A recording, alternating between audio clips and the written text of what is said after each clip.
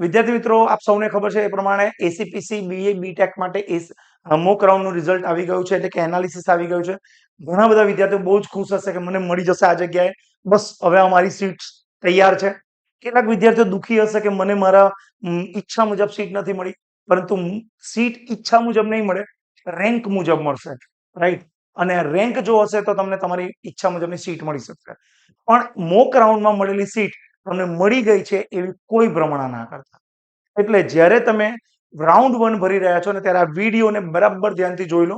કઈ કઈ બાબતો જે તમારે ધ્યાનમાં રાખવાની છે, તમારા મિત્રો સુધી પણ શેર કરી દો કે જેથી એ પણ કોઈ એવી ભૂલ ના કરે અને આખી જિંદગી પસ્તાવાનો વારો આવે, રાઈટ? તો આવો આજે જોઈએ કઈ કઈ બાબત એવી છે જે રાઉન્ડ 1 વખતે ધ્યાનમાં રાખવાની હોય છે. તો સૌથી પહેલા આની જોડે એક બીજી વાત કરું વિદ્યાર્થી મિત્રો, કે તમે કઈ બ્રાન્ચ પસંદગી કરવી જોઈએ એના માટે એક સરસ વિડીયો બનાવ્યો છે. તમે આ જસ્ટ આના નીચે એક લિંક છે, એમાં ક્લિક કરજો. તમારા ખ્યાલથી મળી જશે એ વિડીયો પણ તમને, નહીં તો કદાચ આ વિડીયોના એન્ડમાં ટાઇટલમાં પણ તમને આ વિડીયો મળી શકશે, રાઈટ?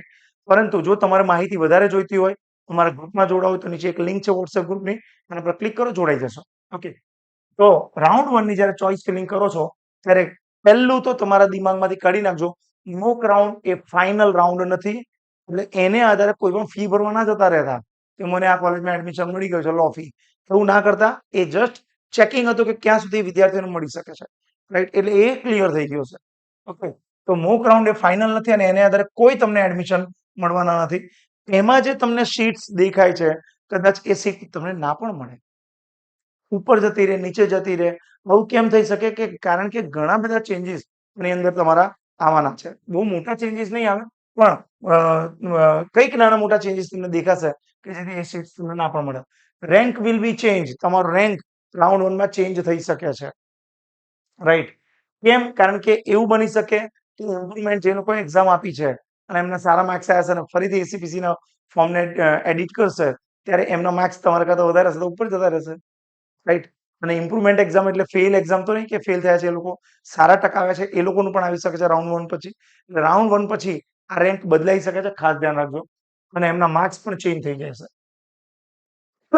મોક રાઉન્ડને આધારે મહેરબાની કરીને મેં કીધું એ રીતે કોઈ પણ કોલેજમાં ફીસ ભરવા ના જતા, નહીં તો છેતરાઈ જશો.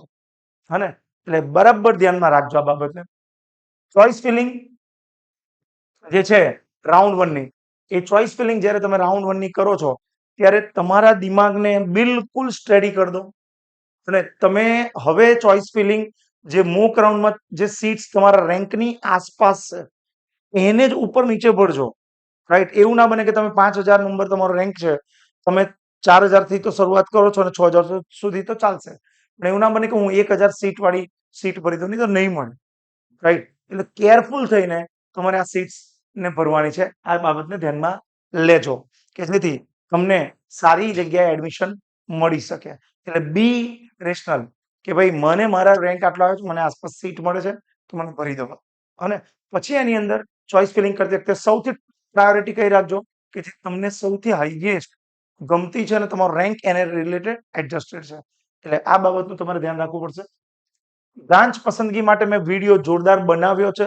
મહેરબાની કરીને એ વિડીયોને જુઓ, તમને ખબર પડશે કે કેમ કેટલીક બ્રાન્ચ ન પસંદ કરો, અથવા એ બ્રાન્ચ પસંદ કરો છો જ્યારે ત્યારે કઈ બાબતને ધ્યાનમાં રાખવું ફ્યુચરમાં કે જેથી તમે તમારું કેરિયરને બેટર બનાવી શકશો. ખાસ એક વાત કહી દઈએ કે તમે જ્યારે રાઉન્ડ 1 માં તમને કોલેજ ફાઇનલ થઈ જાય કે તમને મળી છે, પણ ઘણા બધા વિદ્યાર્થીઓને એવી પણ કોલેજ મળશે એમણે કદી નામ જ નહીં સાંભળ્યું, પહેલી વાર નામ સાંભળ્યું હશે અને એમને તો મને મળી ગયું, ઉત્સાહ થઈને કમ્પ્યુટર એન્જિનિયરિંગ ને વગેરે વગેરેમાં જતા રહેશે. એવું ના કરતા. એકવાર જ્યારે તમને મળે તો 2 દિવસ મારા ખ્યાલથી ફી ભરવા માટે ટાઈમ મળશે, તો એકવાર એ કોલેજની વિઝિટ કરો, ફિઝિકલ વિઝિટ કરો.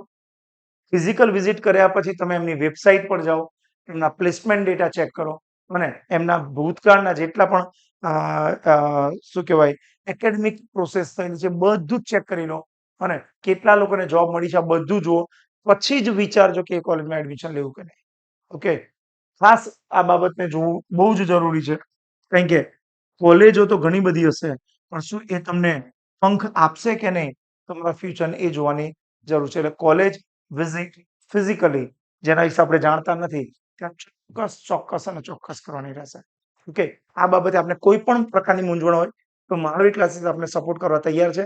બસ આ વિડીયોને શેર કરો અને ચોક્કસ વિડીયો ગમ્યો હોય તો લાઈક કરો અને શેર પણ કરી દો. Okay, C you, bye bye, મળીએ ત્યાં સુધી. જ્યાં સુધી અમે બીજો વિડીયો મતલબ જેમ રાઉન્ડ 1 ની ચોઈસ ફિલિંગ થતી જશે, જ્યાં જ્યાં જરૂરિયાત છે ત્યાં ત્યાં અમે સપોર્ટ આપતા રહીશું.